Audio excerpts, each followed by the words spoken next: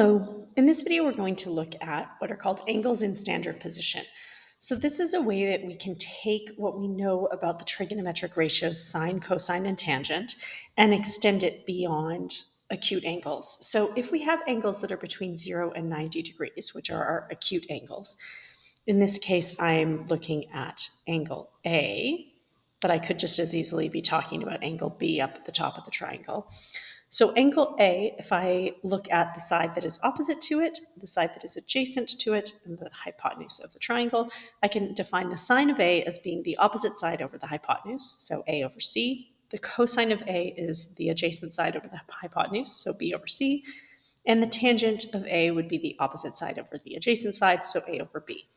This will apply to any acute angle because any acute angle can be drawn inside of a right triangle. But if I want to consider what the sine, cosine, and tangent are of angles that are bigger than 90 degrees, I need a slightly expanded definition. So let's consider the coordinate plane right here. I have vertical and horizontal axes, and we are going to consider an angle whose vertex is at the origin. So the vertex is at 0. Now, these angles are going to be considered angles of rotation. So rather than the angle being a static thing that exists between two fixed lines, I'm going to consider it to be a movement. So the starting point of that movement, the fixed arm, is going to be the positive side of the x-axis. And then we will have a rotation. So if I consider another arm that is rotating around, so that arm could end up actually anywhere around this circle. So if I consider I've basically got a radius that can be rotating, then that arm, so let's say I draw it here, is considered the terminal arm of the angle. And the angle itself is the rotation that happened in a counterclockwise direction. So where I have drawn the arrow here on this diagram. So I could have terminal arms that end up in any of these quadrants. If my terminal arm ends up in the first quadrant, so what I'm going to call angle A right here. If my terminal arm ends up in the first quadrant, then I have an acute angle and I can continue to define sine, cosine, and tangent the way I always have. But if the terminal arm ends up in any of the other quadrants, so I'll remind you that quadrant 1 is the all positive quadrant, and then going in a counterclockwise direction, we reach quadrant 2, quadrant 3, and quadrant 4. If I end up with an angle in quadrant 2, then I have an angle between 90 and 180 degrees. If I have an angle in quadrant 3, then that is an angle between 180 and 270 degrees. And if it is in quadrant 4, then it is between 270 and 360 degrees. This positive x-axis is both 0 degrees if no rotation has occurred, and 360 degrees if a full rotation has occurred. So for angles in any of the other quadrants, I'm going to define essentially a reference triangle. So this terminal arm that I've drawn here in quadrant 4, I could draw a reference triangle with the positive x-axis, where I drop a perpendicular, or raise a perpendicular in this case, up to the x-axis. And this then defines a right triangle.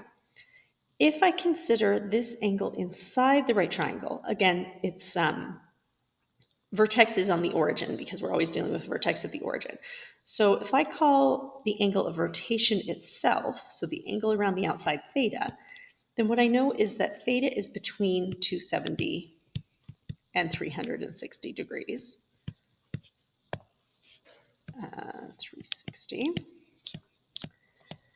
Alpha, though, is going to be between 0 and 90 degrees. And alpha is what I'm going to call the reference angle. I can then use alpha to figure out what the sine, cosine, and tangent of theta will be, because those are going to be related to the sine, cosine, and tangent of alpha. So essentially, I'll have a point here, some point xy, on the terminal arm. The horizontal leg of this triangle is going to have a length of x, and the vertical leg of the triangle is going to have a length of y, noting here that y is less than 0. So we're allowing the leg to be less than 0, even though technically a length would never be less than 0, which would mean that the hypotenuse could be calculated using the Pythagorean theorem. The hypotenuse would be the square root of x squared plus y squared. So I could then use that right triangle to figure out the sine, cosine, and tangent of alpha. And this will be true no matter which quadrant I'm working in. If I had, for example, if this was my terminal arm, in the second quadrant, I could draw a perpendicular to the x-axis. We will always draw the perpendicular to the x-axis, in which case this will be alpha inside that right triangle. But a point up here that would have coordinates of x and y will still allow me to define this horizontal leg as having length x, the vertical as having length y, and the hypotenuse as having length square root of x squared plus y squared. Just for reference, that x value here would be negative, but the y value would be positive. And if I was in the third quadrant, they would both be negative. So this will allow me to figure out what sine, cosine, and tangent are, just noting that I will, if I have a triangle in another quadrant, I will allow that side length to be negative. So let's look at an example. So let's say I have an angle in standard position. So one of its arms is here on the positive x-axis. And let's say that I know that the point -2, 7 is on the terminal arm of that angle. So -2, 7 is going to be somewhere here in the second quadrant, which means that I'm dealing with an angle between 90 and 180 degrees. So the angle of rotation is the angle that starts at the positive x-axis and goes in the counterclockwise direction. But when I draw the perpendicular to the x-axis, the reference angle is inside here. So the length of this side of the triangle is 2, but I'm going to call it -2 because essentially I'm pretending that side lengths can be negative so that I can have my appropriate sine, cosine, and tangent ratios. And the vertical height will be 7. Therefore, the length of the hypotenuse is going to be the square root of 4 plus 49, so 53. Now, if I were dealing with alpha alone, the sine of alpha would be 7 over root 53. Well, it turns out that is also the sine of theta. Sine of theta is going to be 7 over root 53. The cosine of alpha, now remember, alpha is an acute angle. So alpha is inside a right triangle. So the cosine of alpha is actually just going to be 2 over 7. That's if this is an actual triangle with actual lengths that have to be positive. But the cosine of theta is going to end up being, oh, sorry, it's not 2 over 7, it's 2 over root 53. The cosine of theta is going to be -2 over root 53. So for the angle of rotation, the angle that's bigger than 90 degrees, we allow negative side lengths. For any angle that's less than 90 degrees, they're going to have to be positive. And then finally, if I deal with the tangent of alpha is just 7 over 2, but the tangent of theta is going to be 7 over -2. So they are related. The reference angle basically allows me to figure out what these are, and then which quadrant I'm in determines whether sine, cosine, or tangent is going to be positive or negative. In fact, what's going to end up happening is that in the first quadrant, they're all going to be positive. Those are our acute angles. All the side lengths in the triangle are positive. Sine, cosine, and tangent are going to be all positive. In the second quadrant, as we've seen, sine is positive, but the cosine and tangent are negative because cosine and tangent involve the x value, and the x value in this quadrant is negative. In the third quadrant, the tangent is actually going to end up being positive, and that's because the tangent is going to be the y value over the x value. So the tangent of theta is going to be the y value of a point on its terminal arm divided by the x value of a point on its terminal arm. And if both x and y are negative, then the overall ratio is positive.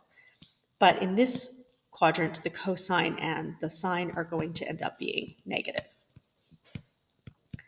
And in the final quadrant, the cosine is positive. We saw that in the first example up here.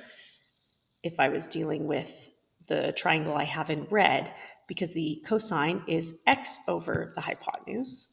So the cosine of this theta is going to be x over the hypotenuse, which is the square root of x squared plus y squared.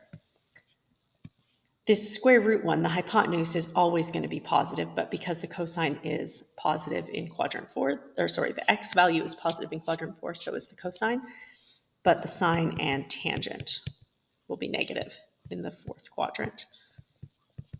And just to round out the generalization of sine, cosine, and tangent, sine of theta is the y value over the square root of x squared plus y squared.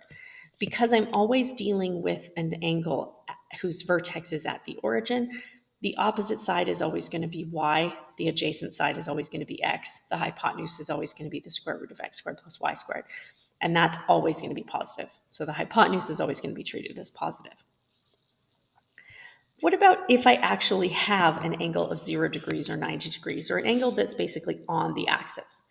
So for example, if a equals 0, and actually this would be true for any, so a equals 0, or if I came all the way back here to 360 degrees, or if I was dealing with if a equals 180 degrees, which is very similar because if a equals 180 degrees, the reference angle is 0 degrees.